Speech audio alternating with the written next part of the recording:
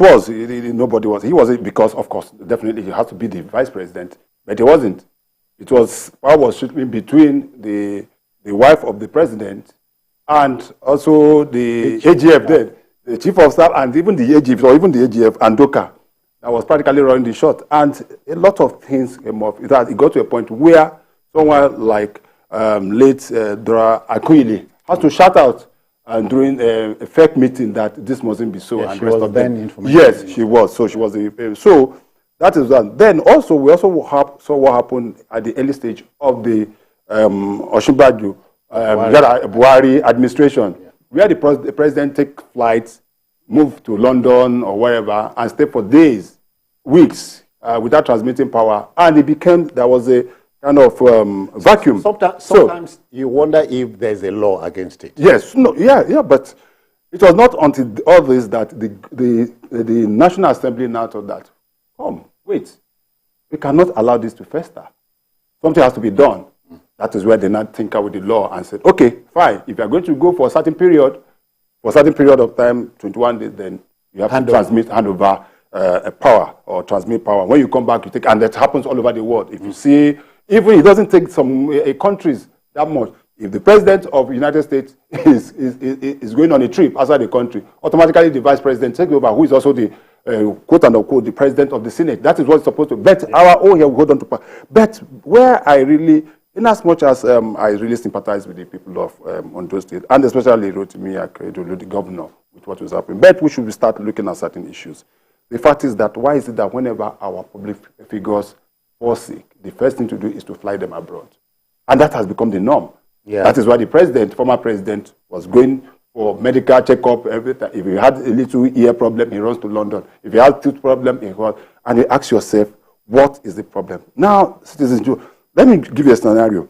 Apart from the fact that there is need for us to be able to equip our hospitals the way it's supposed to be, either public, private, whichever way you look at it, so that some of these issues, capital flights that we'll be experiencing, can be reduced. We are talking, we don't have foreign exchange. If a former vice president got treated somewhere here. Exactly. You know that. Yes, the former vice president, Yemi Osinbajo, that's a fact. He was. But let me give you, part of the issue is that, let me give you a clerical example, citizen.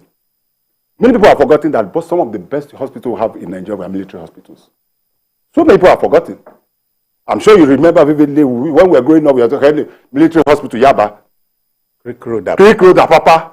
Some of those things. Let me now give you a classical example. This is something I know about. So weeks back, a close friend of mine had stroke in Lagos. Very severe stroke. And we rushed him to a private hospital in Lagos here. And in the course of this thing, apart from the normal charge, drop so amount of thousands of naira and the rest of them, for a few days, they couldn't treat that guy. The guy was practically going. Somebody somewhere just came and just said, the way, even the hospital themselves, we are about refining us. Somebody just said, please take this guy to a particular hospital. And they mentioned it, the Nigerian Air Force Hospital in Ikeja. You know that, the one that was that. Save the day. Yes, the one along the Oshodi. This is the job we did. And I can tell you, that guy that was going within about 5 weeks now, that guy is walking on his feet. He's talking. It's possible. It's possible. So what I'm saying in essence is that there is always need for us to be able to look. There are some of the things we can do by looking and equipping some of these things. I'm sorry. You remember that in the dying days of the Buhari administration, we launched a 21st century medical center inside Asorok.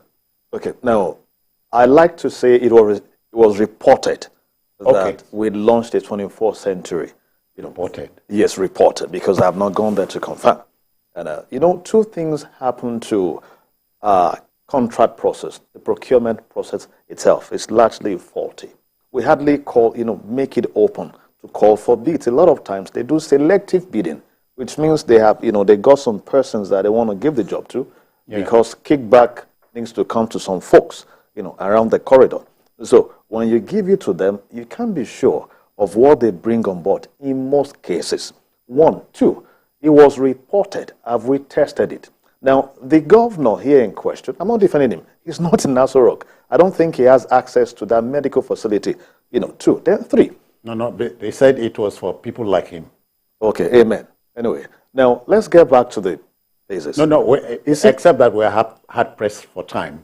Yes. See, let me just wrap this up. Yeah. Okay then. May we not be healed? I've been healed before. I crashed from 97 kg to 63 kg, and I understand what it is to be healed. And see, the only thing you're thinking about is your life. No other thing will matter to you. Wherever they can take you to get that, treatment. Doesn't matter. You want to get it. Okay. And if you have the resources, of course, you put it. I'm sure that the vice president that got treated here was because the situation could be managed here. If peradventure, the doctor said, no, it can't be managed here, he would have been flown abroad. Many of them too had got big men, they get treatment in Nigeria. Okay. But when the equipment is not there, you go to what you can get. I'm not against his movement, except the fact that proper things were not done, which is against his own personal legacy. Yeah, gentlemen, our prayers from here is may Governor Akeredolu of Ondo State return in good health. Amen. Okay then, to our next story. The new governor of Plateau State, Caleb Wang, I hope I got that right, is an exasperated man as we speak. The orgy of killings in that state continues unabated. In the latest development, we are told suspected gunmen killed the Rex, a pastor, Rex Nicodemus Kim of a popular church, and 20 others in the Riyom area of the state. In fact, Riyom is in the Barkin Ladi local government area of the state. Now, Governor Mufwang has roundly condemned the mindless killing and assured that the retooling of the security apparatuses in the state is being worked upon, and the secure Plateau State is assured. What a baptism. It's what a baptism, citizen. That is not new. It's not new. The crisis and the killing has remained. It's not new. Are you suggesting he could have seen it coming? Yeah, he could have seen it coming, because this has been going on for years. Within the lifespan of the last administration of Plateau State, 8 years of the former governor, we saw what happened in Plateau State and the number of that even the military have decided to set up a command, safe haven, based in Jos, that practically was in charge of security situations in Plateau State and some other neighboring states. And then in the neighboring state of Benue is the same thing. We are talking of Plateau. The same thing that is happening in Plateau is happening in Benue. That belt. Yes, within that belt. And the most intriguing part of it is that I listened and I watched the governor a few days ago on one of the national TV stations where he was there. I was saying that the intriguing part of it is that the killing so far is concentrated in 2 local governments, particularly. Yeah. And unfortunately, one of the local governments is his own local government. In fact, he stated that in a particular day, over 135 people were killed on a day. Just like that. Just like that. And we're moving on as if nothing happened. The outgoing government of President the President Muhammadu Buhari told Nigerians that the issue of insecurity will have been probably dealt with to a large extent. But from what we are seeing, we can see that there is a resurgence in violence, in killings, not only in Plateau, I've said Benue, and some other parts of the north, specifically. And the question you ask yourself, what are security agents doing? The Army, the Air Force, and the and I have said it time and time again. I've said it time and time again. It is not just winning and getting the best of equipment, getting the best of armor tanks, getting the best of fighter jets, and also getting the number of AK-7. That's all. Most often than not, what we've lacked is intel. There's been a kind of disconnect between the security people, the security agents, and also the people on ground. That trust deficit is there for me, because these people are not angels. They are not just spirits that just come and before they strike, somebody within the cycle would have seen some movement, either in the bushes or any of them. But what did they do? Did they inform the security agents that this is what they've seen? Is it that because they feel that, because the problem has always been that even when they tell the security agencies, most often than not, those information filter back to those that attack them, and it becomes a problem for those. So most often than not, instead of saying something and saying something, people say something and keep quiet. Yeah. And that is not the situation. So I think there's a need for the good enough President Bola Tinubu, a few days ago after his inauguration, had a meeting with all the security chiefs, including the Inspector General of Police, and gave a marching order that there has to be a rejig within the security apparatus of the nation so that this issue of insecurity and the killings no. And he has told them, which was part of the problem they had initially, that they were working at cross ends. You know, everybody just keeping to himself, that they should be able to work together. And I hope and I believe that the issue of Plateau, the issue in Benue, and other parts of the country that is represented can be linked in the bud immediately. KJ, but it raises the question of citizenship, settlership, indigenship. They still have not been settled. If you understand what I mean. That contestation of indigenship and citizenship in Nigeria is clear. And I've said it before. It is rooted in our culture. It is rooted in our foundation. I think I explained this here, the last time I was here, that largely we had this because of the diversity in the country and the fact that you hardly see who will call himself a Nigerian.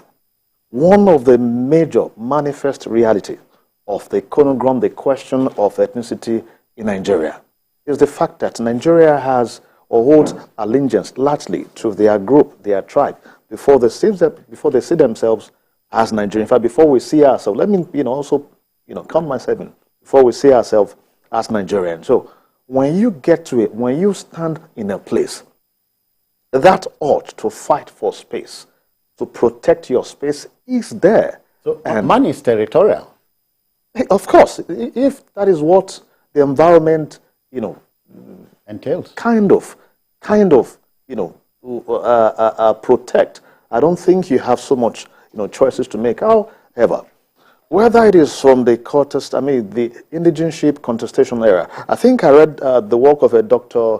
Umeruku on that sometimes back. On this same Plateau killing, it was on the same contestation of citizenship and indigenship in Nigeria with the Plateau case. Yes, with the Plateau case as the case study. So it is there. But I think the insecurity we have, it's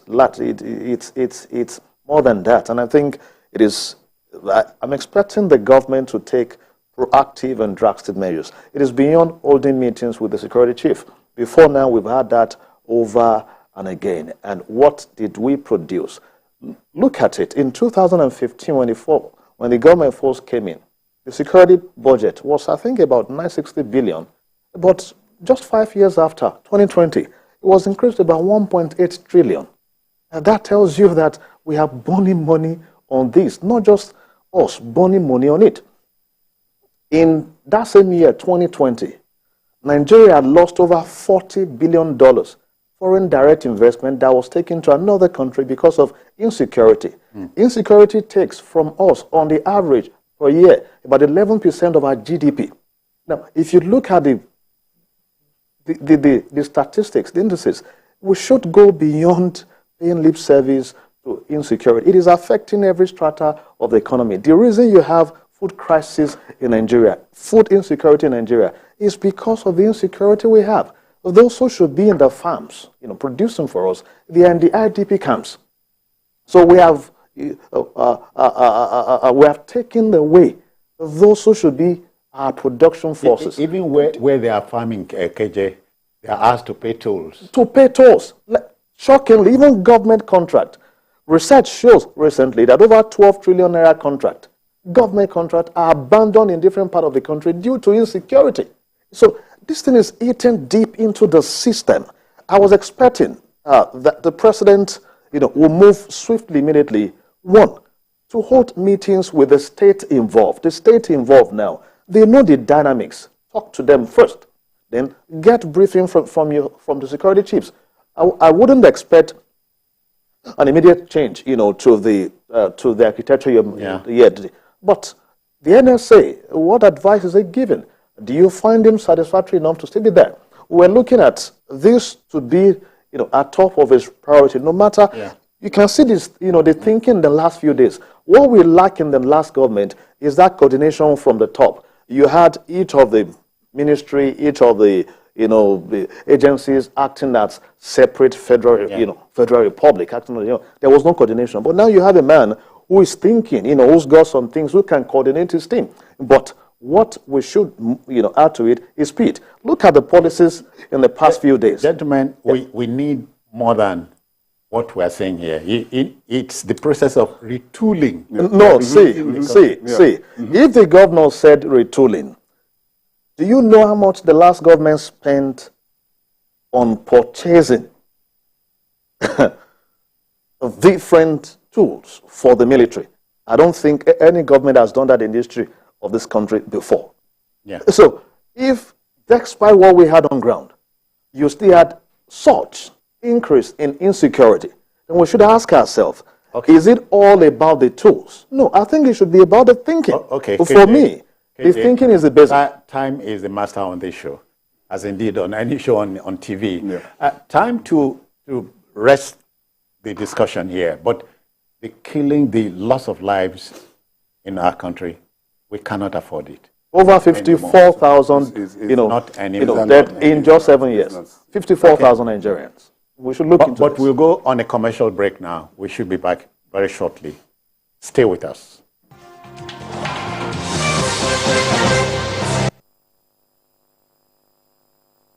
From work, in the busy traffic, your car breaks down. Car horns blast. Your car is pushed aside. You call for help. Phone battery blinks and dies. You take a cab. Few miles, tire bursts. What a day.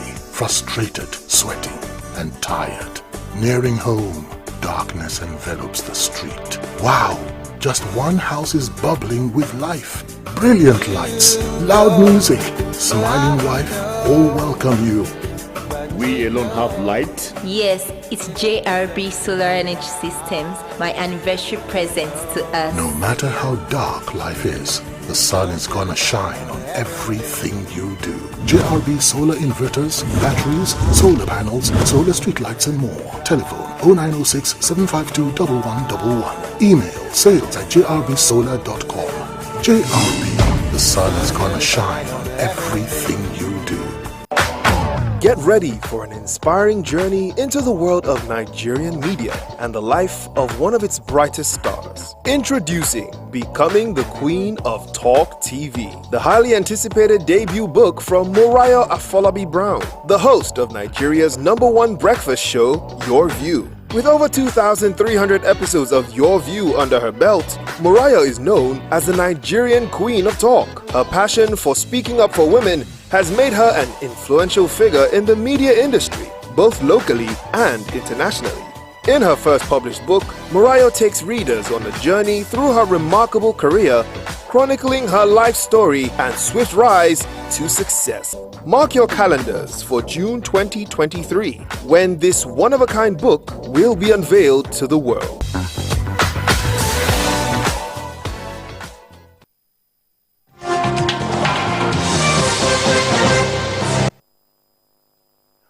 Okay, then, our next story now takes us to Kano. You know, the relationship in politics in our environment is a no-love-lost one.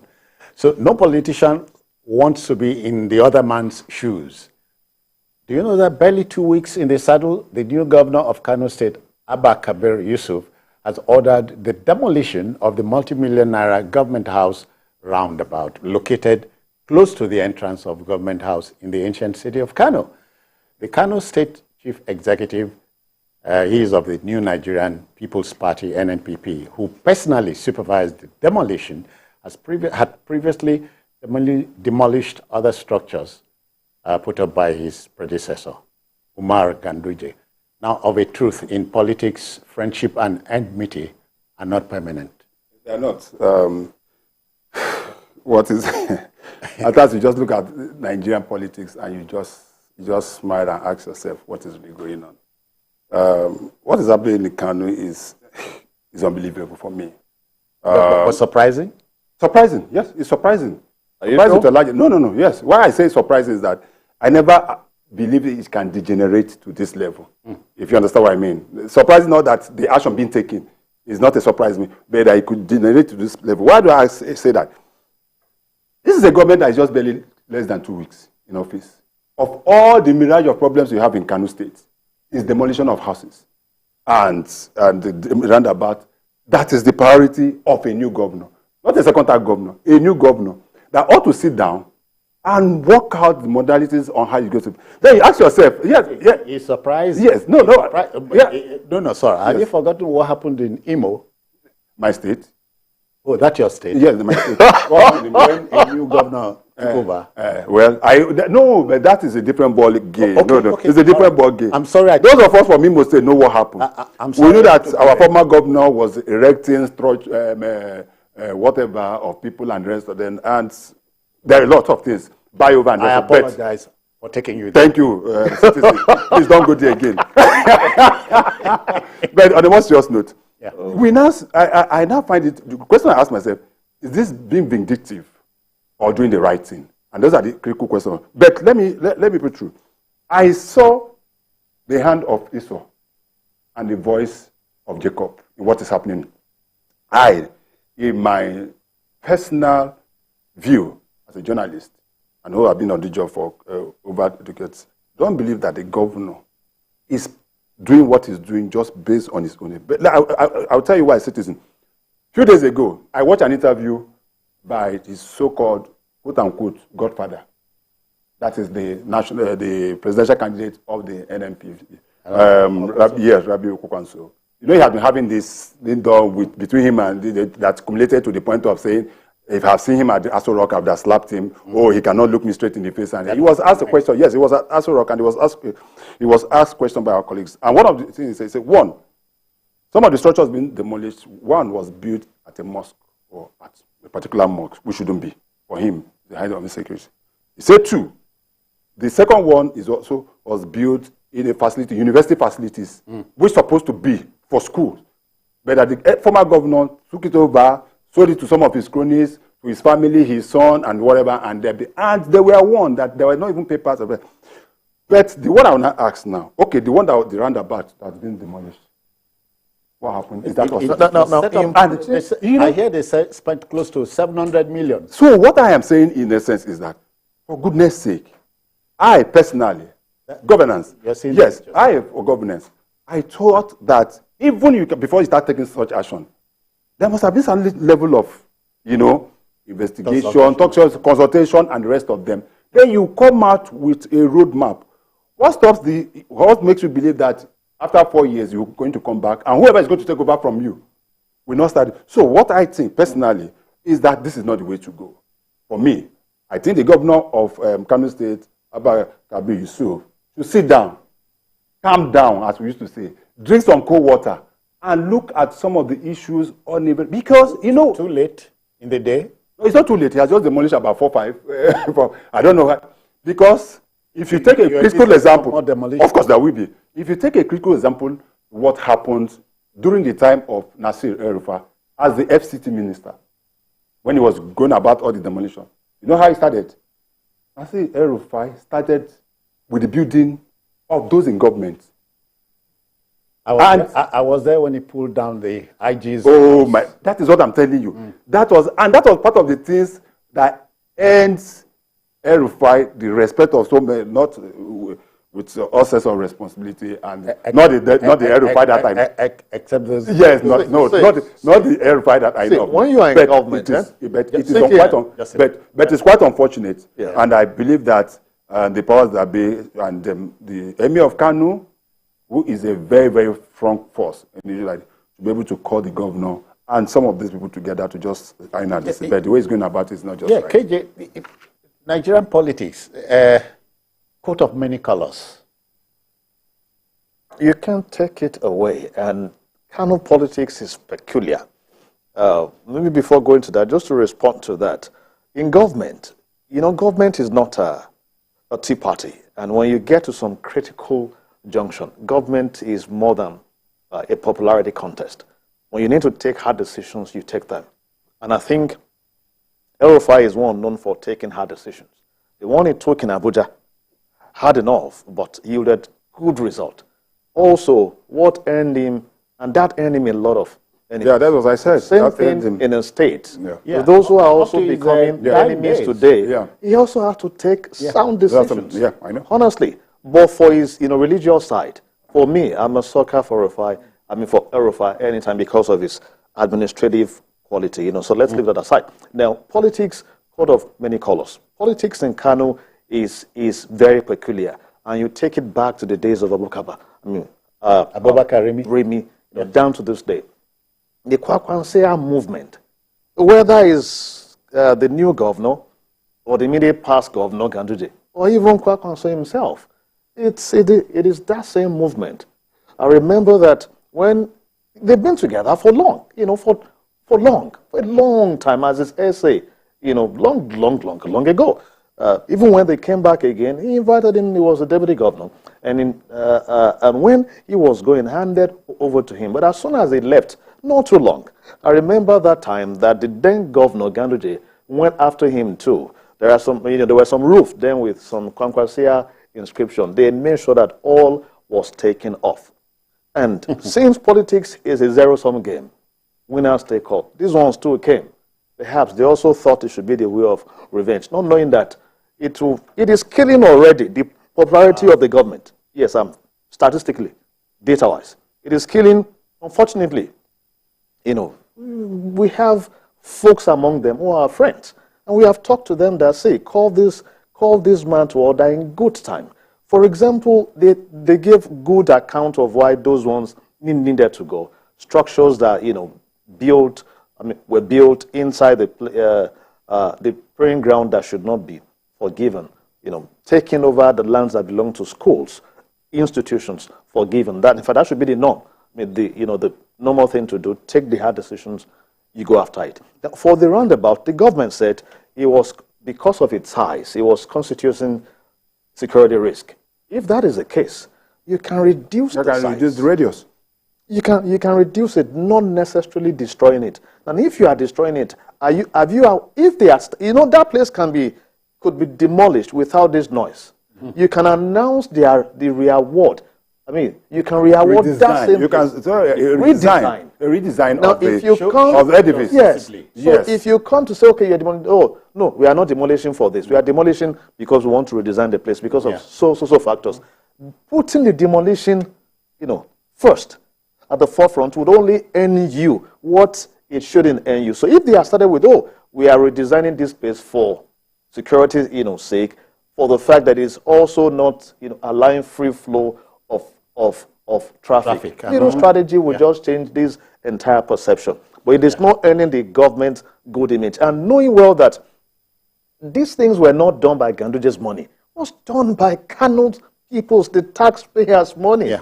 And destroying it simply means that you will need another money to build the place when you have a problem to face. You have several things to do. KJ, what scares me now is what Chris said a while back, that we should expect more demolition. Definitely. No, see, I think it will get to a time that they won't be able to. See, definitely. When they notice that they are losing public support, the Kwankwasia movement is a grassroots movement. It's not, when they notice, they will stop. But this is just, let me just say this. Yeah.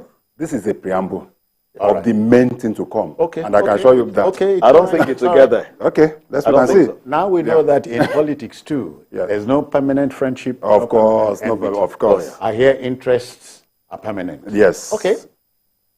To our last story, the late Iron Lady, and she was the Prime Minister of the United Kingdom, if you remember, Baroness Margaret Thatcher said, quote, "There are no personal sympathies in politics," end quote. And that too, quote, "You may have to fight a battle more than once to win it," end quote. In political contestations, there are no places for impractical dreamers. The immediate past Deputy Speaker of the House of Representatives, Ahmed Wase, who contested for the speakership of the 10th National Assembly, has spoken on the contestation for the speakership. He said he entered the race to challenge a lack of equity and fairness by his party, the All Progressives Congress, APC. But He congratulates the winner, Tajuddin Abbas. That's the spirit. Yes, that's the spirit. Yeah. Agreed. But I still have my reservation about how the principal officers of the National Assembly emerged. Yes, how they panned out. The people of the North Central are very, very, very genuine. Genuine complaints, yes, they do. Okay. Yes, if you look at what happened, we know where the Senate President came from, the Deputy Senate President came from, the Speaker came from, and also the Deputy Speaker came from. And ordinarily, everybody just felt that, well, within the scheme of things, if you have already a particular session, especially within this, we not have gotten hold of a particular office, within that for then, of course, the North Central deserves to...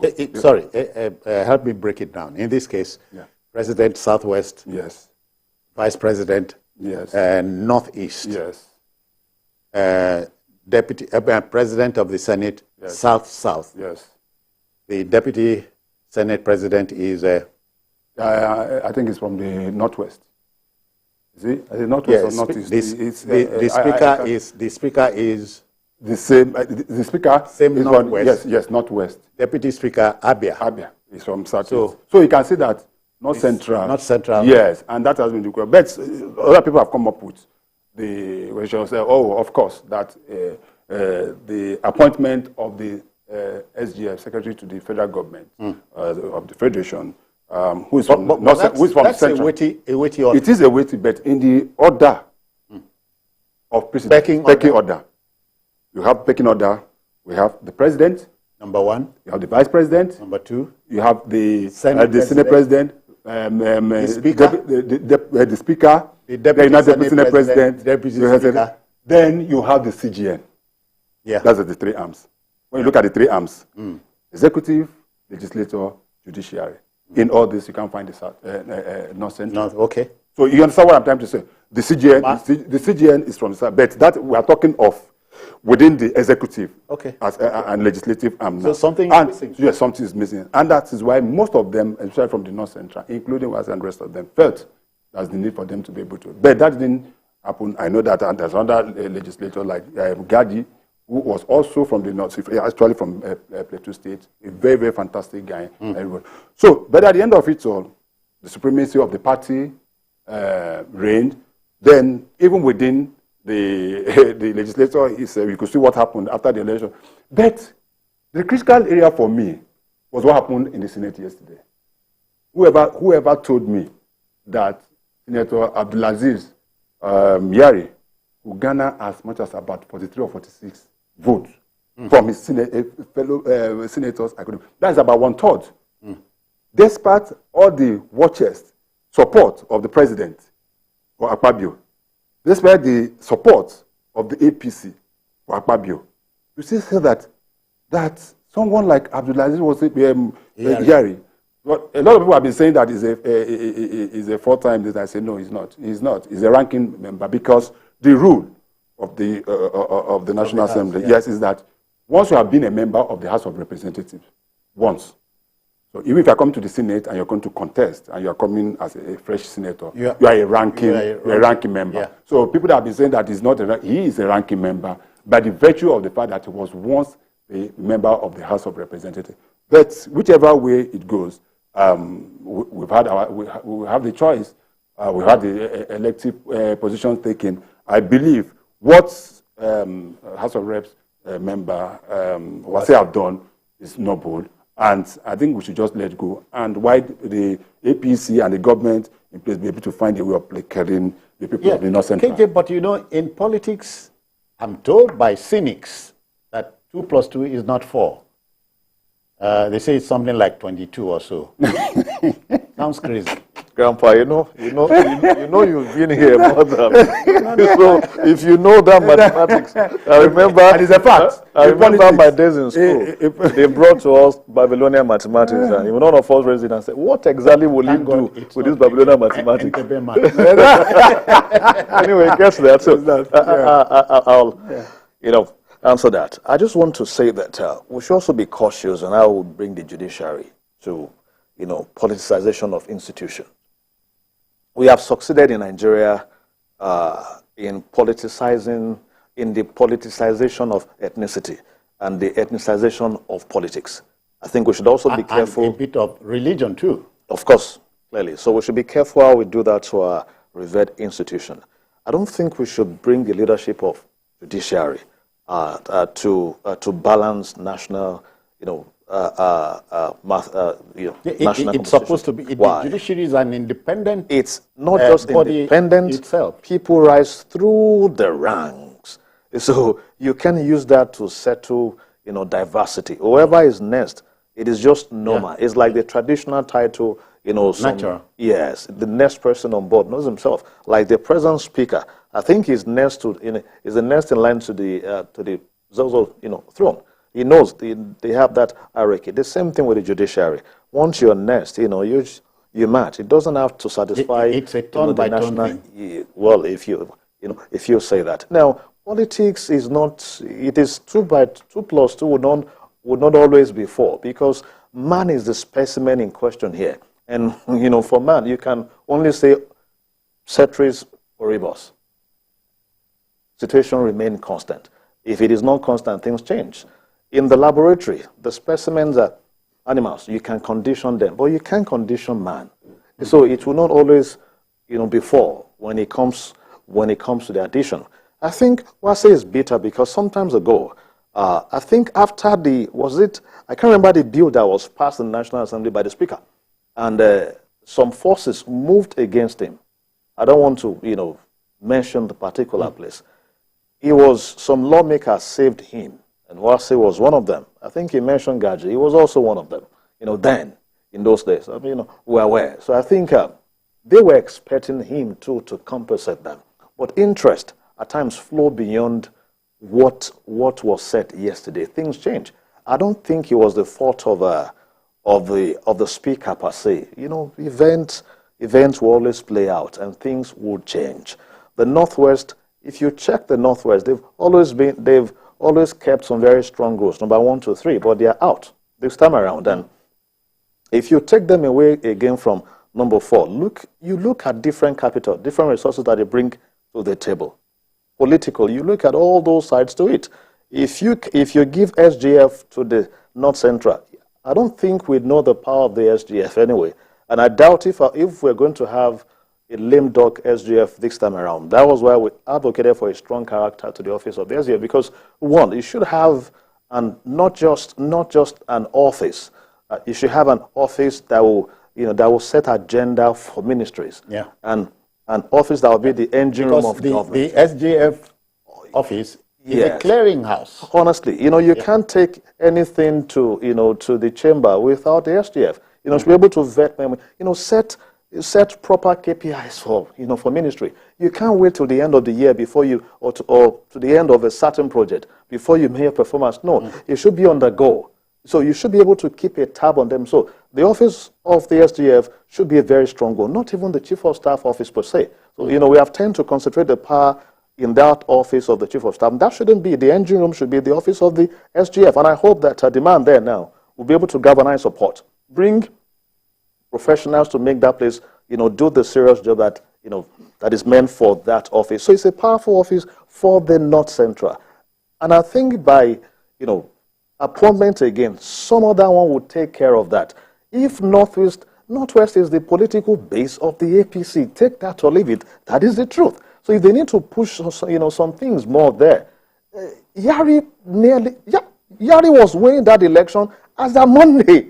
He had the numbers. Forget all this, forget all the things you saw in the media. He had the numbers. They put everything on the table.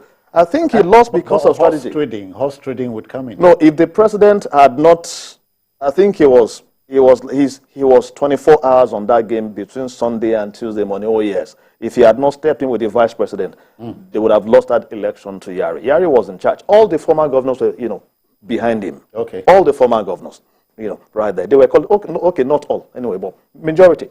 Yeah. I think he had like nine of them or thereabouts. So at that time, what saved the day It was simply because the president and the vice stayed on that game, different from the House of Reps, the ball game. So you can't take away the power of the Northwest. Gentlemen, CK, you come in here. We are talking about 3 independent bodies. They are independent of one another, the executive, the legislative, and the judiciary. Yes. What is the business of the executive in what goes on? Sorry, CK, let me just take that up. Sorry. Okay. Sorry. Yeah, but you understand? I explained this somewhere that inherent in a man are those different traits, and not all of those traits would necessarily, blossom into beautiful flowers.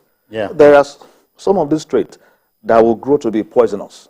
So the designers of democracy knew that when they said, okay, the executive, you're there. You have all of the powers to control, to manage, but you must also have checks and balances. And the National Assembly is that checks and balances. But man is a political animal. And for Nigeria that we have, that we play politics of difference most times, not that universal politics, not politics of development per se. Even in development, each person is crying what comes to him. Yeah. Now, the executive... Interest. Yes. Now, the executive will say, okay, if we have programs to achieve, and you have a legislative house that is not, doing its job in a way that will engender development, if you question me rightly, no problem. But if you question me just to ensure that things are not done, no, sorry. Yeah. You can't have, and they said, okay, let's try to have inroad and see, and see how we can, have the support of these people by ensuring that we know those who are there. Number one. Number two, they also had the job of balancing the national equation. Imagine if you had gotten the president Muslim, the vice president Muslim, the Senate president Muslim, the House of Rep Muslim. Are we not going to be here today condemning the same thing? So while we know that the executive should not intervene or interfere in what goes on, at the chambers, but the party had the duty of ensuring that happens. As distinct from the executive. Yes. So the party did. Yeah. Executive. Anyway. Yes. I tend to disagree with Kola on certain issues, and he was talking about. Don't go to court. No. Okay. We'll not go to court. As a graduate of law, we don't just go to court. Okay. We get all the basics and the information we need. Especially when the briefs are big. Well, it has to be big. Anyway, not every time. We also do pro bono. So, but I'm just trying to, some of the issues, especially on the issue of, he was talking about the equation and how, not central. Factor this into it. Yes. A member of the House spoke with me, and he said, look at from 1999 through to yesterday, it had been the practice to have the executive, the president from a region, and the number 3 man from that same region, excepting in 2015. Yes, what we are witnessing now, let us be realistic. This is not the first time it's happening. Okay. This is not the first time it's happening. But what I'm trying to say, in essence, is that, one, we're talking about the office of the SGF, comparing with that. The office of the SGF is an appointee of the president. Okay. That can be removed anytime. He is not elected. He's not elected. That's what we're talking about. The office of the president, vice president. But he is telling you also that the office is essential. No, I am just, let me land. The office of the president, vice president, senate president, deputy senate president, house speaker, deputy house speaker, those are elective offices of which the executive cannot do anything about it. That is when it comes to the legislative arm. So let us not try to bet. For equity and fair play, after all, how come the South is where I come from? Over the years, we always say, oh, okay, we miss the president, give us a senate president. Have you forgotten that somebody... No, wait. Don't go. Wait.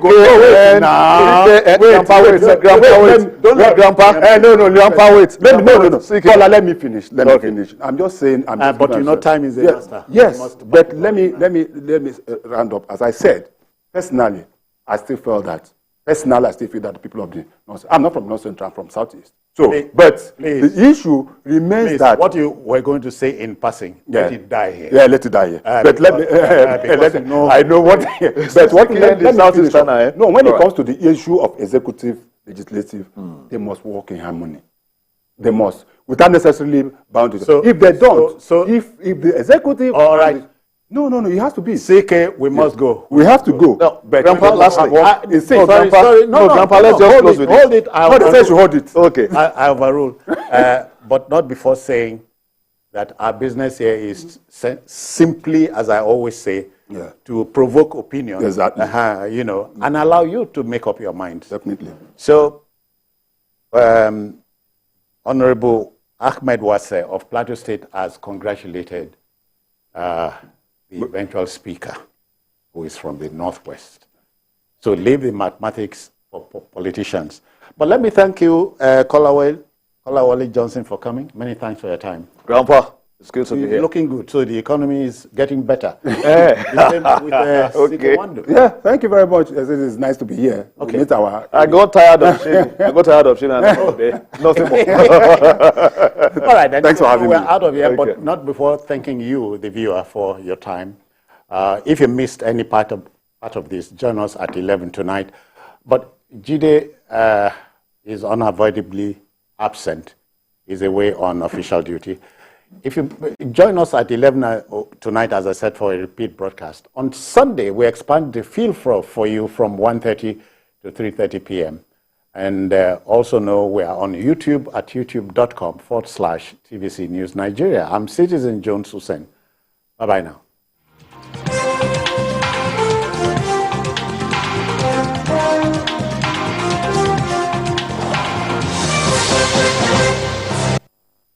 With total submission and gratitude to God for a life well spent, we announce the transition to glory of Mr. Tolu Ogunkoya, whose sad event occurred on the 25th of April, 2023. Burial events are as follows. Service of songs comes up at the Redeemed Christian Church of God, the Sanctuary, Tom Allen Center, Stratford, London. Date Tuesday, the 6th of June, 2023 at 6:30 p.m. Funeral service takes place at Green Acres, Epping Forest, Kiln Road, North Weald, Bassett, Essex, United Kingdom on Wednesday the 7th of June 2023 at 11 a.m. There will be a night of tributes on Tuesday the 13th of June 2023 at Sheba Center, 20 Mobolaji, Bank Anthony Way by FCMB at 5 p.m. This will be followed by a commendation service on Thursday the 15th of June 2023 at the Chapel of Christ, The Light, IPM Road, Alausa at 10 a.m. He is survived by wife, children, brothers, uncles, aunts, and cousins.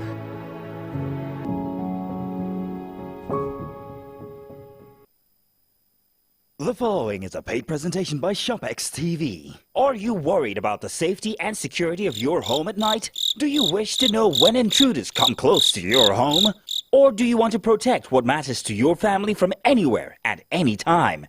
What if there was a convenient, affordable way to keep surveillance in your home without having to worry about wires, installations, or heavy light bills?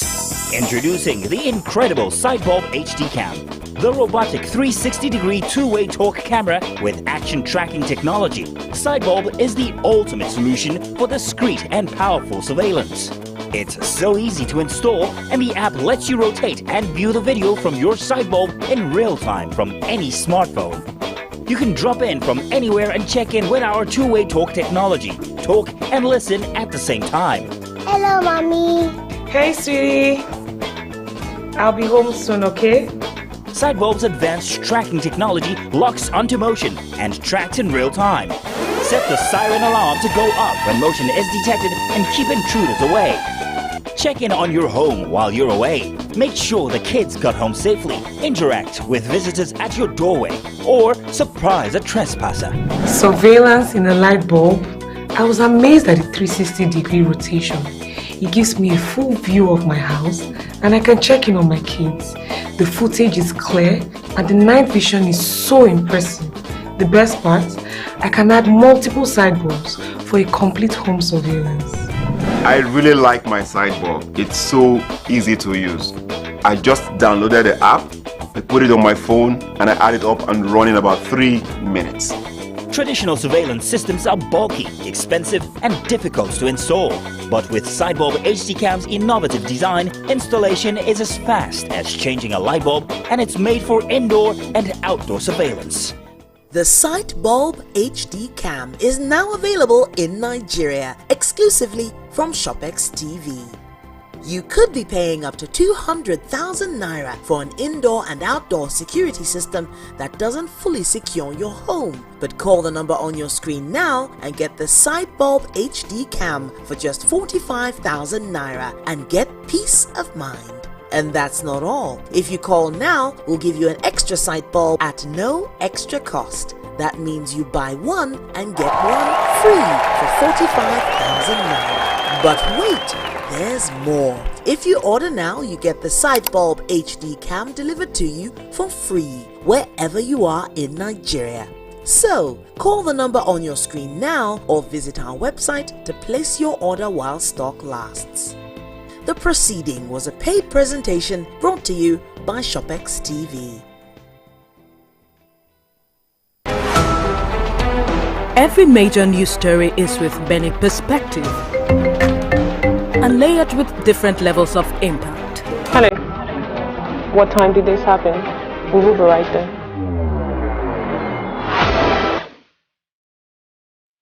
At TVC News, we follow the big and major news, gathering the facts, witnessing the outcome. I am here live at the aftermath of the approval of the new national minimum wage. We are TV Station of the Year, not just for breaking news, but for being first, fair and accurate. TVC News, first with breaking news.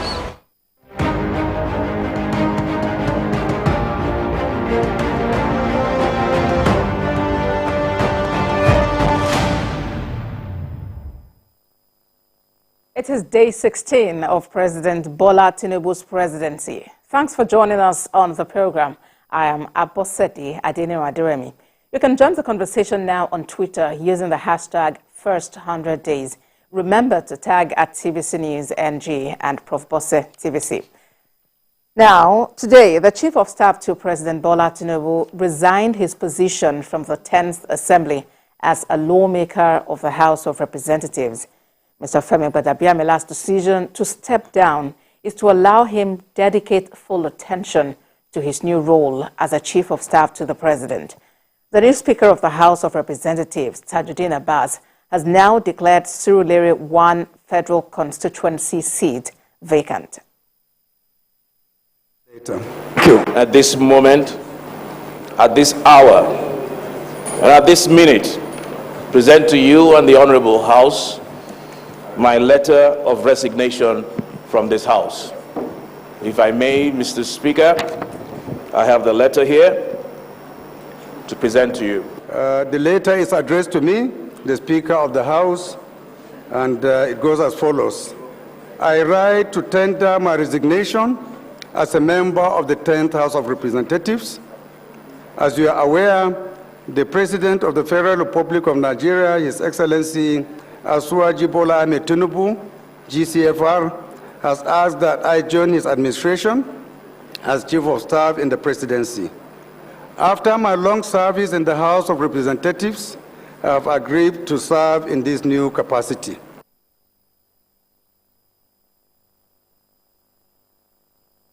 State House correspondent Femi Akonde joins me on the program now for more updates. Femi, it is now official. Former Speaker of the House of Representatives, Femi Gbadabiamila, is the Chief of Staff to President Tinubu. Tell us how this was conducted at the villa. Was that ceremony?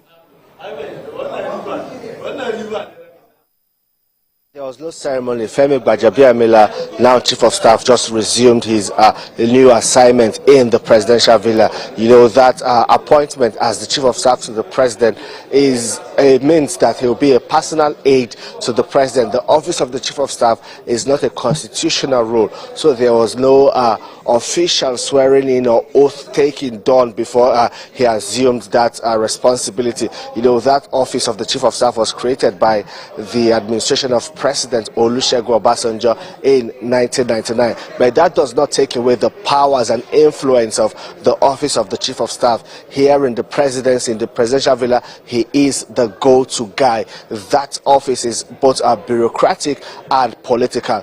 Bureaucratic because it coordinates the secretariat of the presidency, and is also political because it helps gather political intelligence for Mr. President. He also supervises some agencies and some other assignments given to him by the president. So we expect him to, of course, play a significant role in President Bola Tinubu's administration. You know, the chief of staff is like the pillar of the presidency. He's also a cabinet member, but, you know, in pecking order in the Federal Executive Council, after the president, it's the vice president, then the secretary to the government of the federation before the chief of staff. So he attends all cabinet meetings, all the weekly Federal Executive Council meetings. The chief of staff is present there. I know for Femi Gbajabiamila, he has been around for a while. He was first elected in the year 2003 as a lawmaker representing Surulere 1 federal constituency. He served as the minority leader of the House of Representatives before becoming the majority leader, before becoming speaker. So, you know, his years of experience and exposure, he will bring, everyone expects that he will bring all of that to bear in managing and coordinating the affairs of the presidency. So moving forward, we expect things to begin to take shape. The appointments we expect to hear from President Bola Tinubu, we expect all of that to begin to happen, because right now the head of the president's secretariat has resumed office. So we expect to see a lot more coordination moving forward. Abosede. Right, Femi, and what is the mood, especially for workers around the presidency, on Mr. Gbajabiamila's appointment?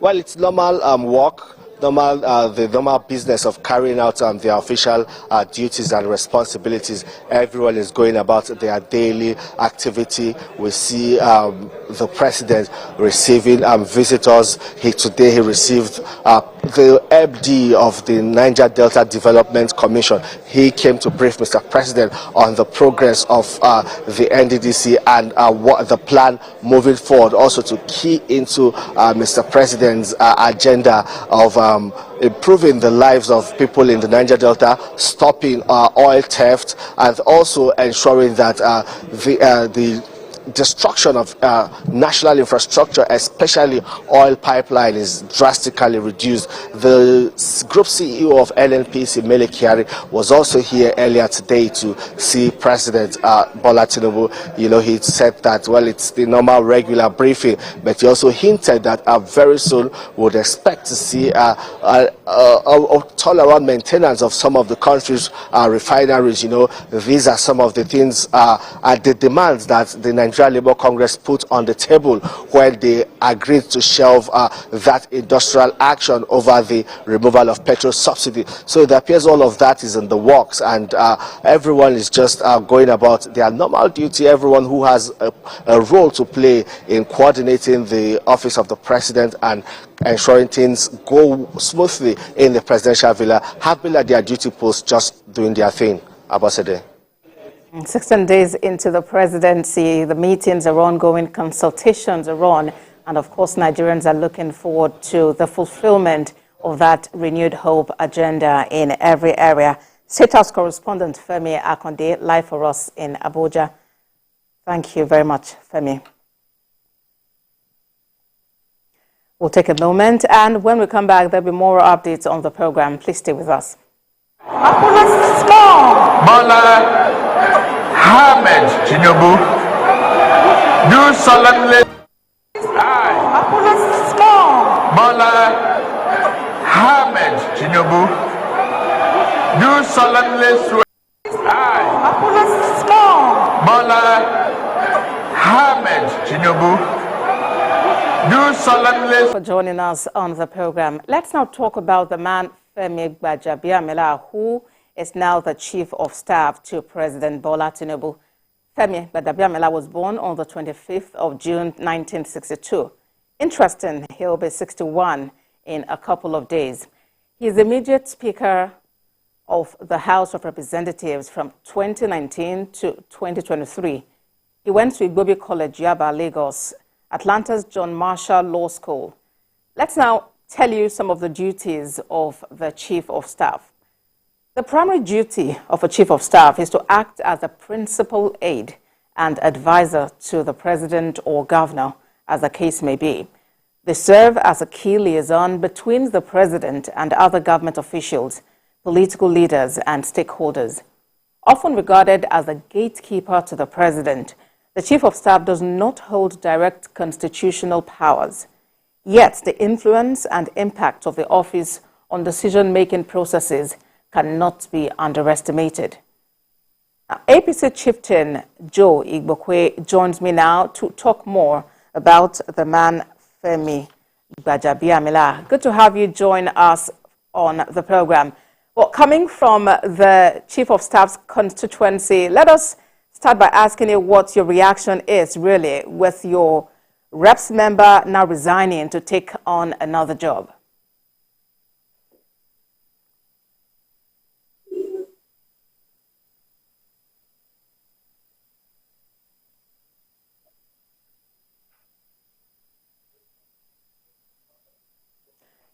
Mr. Igbokwe, if you can hear me, I am asking about your reaction to the fact that someone representing your constituency in the House of Representatives has now resigned his appointment to take up another, this time as the Chief of Staff to Mr. President. I can hear you. Speak.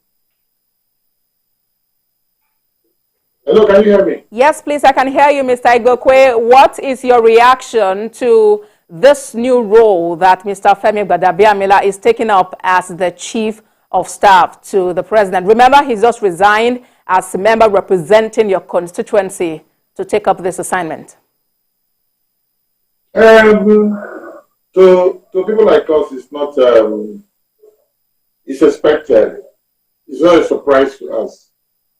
It is expected because of the role he played during the presidential elections, and all the years he was the Speaker House of Representatives. You know, if you come to Surrey, where I live, and you see what he did there, then you can understand the kind of person he is. And actually needs him to be by his side to be able to do, because it's not going to do it alone. We need to get more people like that to be able to help him to accomplish his mission in Nigeria. Well, Mr. Igbokwe, as it is, Mr. Gbajabiamila has been elected 5 different times as a federal lawmaker. Tell us more about him. I just told you that I live in the same constituency with him. And I know what he did there. Roads, houses, dredging canals, constructing canals, you know, and all that. So many. I can't recall. Building people, sending people to school, sending people, giving people scholarships. I can't, it's countless. Given the number of years he spent in the House of Representatives. If you come to Surrey and other parts of Lagos, not only in Surrey, but part of Lagos, where you will see his indelible marks, then you will understand the kind of person he is. So I truly needed this kind of person. He's a lawyer of many years standing, so he needs that kind of person around him who understand the people, who is a man of the people, so to be able to work with the president to deliver more dividends of democracy. So he is good for that job. All right, so you're saying that his impact, his representation has actually been felt by his constituents. It's unimaginable and it's unthinkable. If you see his landmarks, his structures, what he put in place in Surrey and beyond Surrey, then you can understand this kind of person. So it's a job well deserved, and he's an honest person, very close to the president of the Federal Republic of Nigeria, I mean President Bola Tinubu, and he needed that kind of honest, intelligent, and no-nonsense person to be around him for that critical job of Chief of Staff. You know, it's a kind of an inch, it's a kind of a hole that you must pass to see the president. So you get it. Indeed, Mr. Igbokwe, and you just mentioned that he's a no-nonsense person, but then, of course, the president has announced that he's running an open-door policy, an open-door government. Do you see that no-nonsense stance of the new Chief of Staff, play some role in access to the president? No, he's a very good person. He loves humanity. And he loves everybody. So I can't see a problem there. The open door policy of the president will not be circumvented. It will not be blocked. So I understand. And he understands the job very well. So there's no fear. You don't need to. Nobody needs to fear about about President because he's a man of the people. He belongs to the downtrodden. It's not a bourgeois, not a bourgeoisie, So he understands the job very well. All right, now, Mr. Gwekwe, you will agree that legislative business is different from the executive. Do you think that Mr. Gbajabiamila actually has the qualities required for this job? I can tell you again that he has the capacity and the capability to do the job. He's not a newcomer. He has been in the corridor of 5 consecutive times. 5 times 4 is 20 years. So 20 years is enough for him to learn. I'm not saying that he will understand the dynamics of what it takes to be a chief of staff, but I'm sure he will learn with frightening speed. And he will, because he needs to understand the trajectory of the president, the disposition of the president, the thinking of the president, the president, reservations, and so many other things. So he has to learn, and it's not new to Achiwaju. It's not new to Achiwaju, and he's going to. I'm sure he's going to succeed. I'm sure. All right. And then in this past administration especially, we saw the Speaker, then as Speaker of the House of Representatives, play a pivotal role in negotiations between the federal government and labor unions like ASU and the rest of them. Do you see him take up this responsibility again in this new capacity? You have to ask the questions again. I didn't get you initially to get the trajectory. Okay, I'm making a reference to the roles that Mr. Gbajabiamila played as Speaker of the House of Representatives in negotiating on behalf of the federal government that before labor unions such as ASU. Do you see him function in the same capacity even as Chief of Staff to Mr. President? I told you he's a very active person. That's something he did with the workers. Is what is going to reflect in the years with Achiwaju. So he will learn fast. It's not a big deal, to negotiate with workers and then or to be the eye of the president. It's not a big deal. He will learn quickly what he has not learned before. He will learn it now. And there are people that will put him on the ground. There are people that will tell him the way to go about it. So, you see, these things, you don't need to reinvent the wheel. You just key into the job, and the system will tell you what to do. There are templates, there are rules of engagement, and he will follow it. It's not I told you he's a lawyer, and